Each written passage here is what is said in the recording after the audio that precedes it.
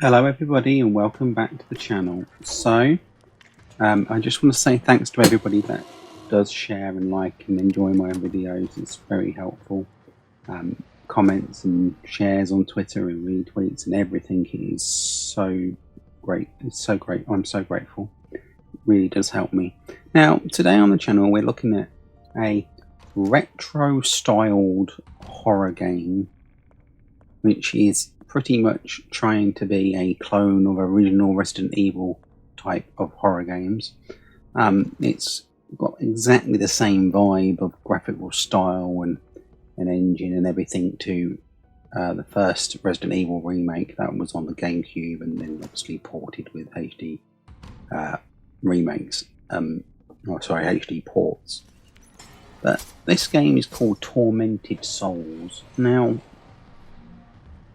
I have played it here on the PS5 and I mean, I'm not going to be totally down on the game, but there is a few points that I want to make because I didn't even manage to finish it because the game's pretty buggy in places from my experience.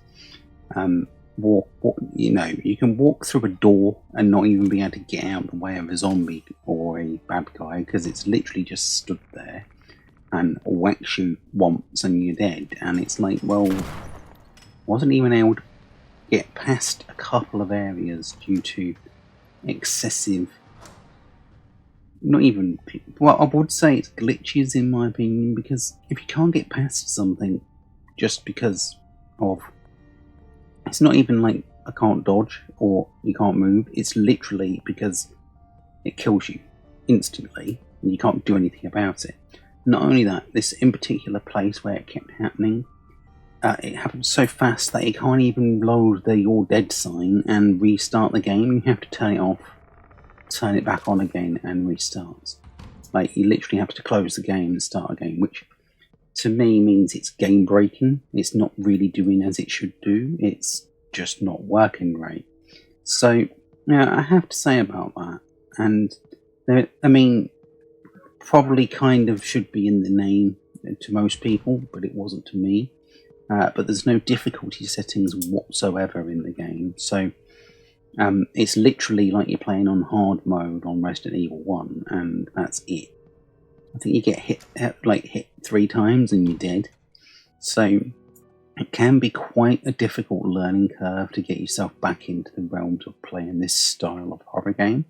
It also obviously lends to the Resident Evil normal type of save tapes on tape recorders they're using on this, but you're limited to the amount of saves you're able to do, as well as the amount of places you're able to save at as well. Now, one thing I do want to mention is the game does seem to, even though the game has like a fixed camera angle at most times, it does generally seem to actually have a little bit of a frame rate issue, which did surprise me really, but apart from that, the game seemed playable. Now, the music is spot on, the gameplay and storyline pretty much is spot on as well. Like, the actual game in itself and the mechanics and absolutely everything of how it works really is very good. They've got the puzzles there, they've got a good storyline really, they've got the normal, the normal type of old Resident Evil type of horror game aesthetics and gameplay and everything is just really well done. And I really, really wanted to love the game and really, really enjoy it, but it just seemed to have so many little glitches and game breaking issues that it put me off playing it, if I'm honest with you. And that is the number one takeaway from it really, is that these times where it kept not working right and going wrong on me started just to annoy me, and I couldn't enjoy the game as much, and it just got to the point where I was frustrated and wanted to turn it off. Now, I had just come off the back of playing the game The Medium, which had also been touted as being a return to survival horror game. But The Medium wasn't even a horror game. in my opinion. It was like a survival game, no horror. Like, there's one bad guy in the whole of the medium, and that's it. Like, yeah, fine, there's some aspects of the game which are very much original horror game-esque, but it wasn't a horror game. Whereas this is exactly what you wanted the medium to be, with proper, like, old horror, survival horror game engines with, you know, pick up these parts and put them together to make blah, or you've got to do, you know, your proper survival horror from the old PS1 days. But the game lets itself go with these problems that it has with its placement of bad guys being in the wrong place. It's like you can't judge where you're going to come out of the door, because, and you know, you can figure out that, you know, you might be able to figure out that once in 10 times you're okay, but that's just annoying to me. It just means it's not working right, and it killing you and not restarting the game correctly is just totally annoying. And like I said, the game is very good, and if you can bear those annoyances and get used to the difficulty, I'm sure if you carry on to the end of it, it gets very good, and the storyline's really good as well. Because what I had played so far with the game, I was very happy with it. It's just that those annoyances started to annoy me too much that I just didn't want to play it. And I'd arguably say I enjoyed the medium more because it was playable and didn't break on me. Now, asking your game to be playable, you know, isn't a big ask.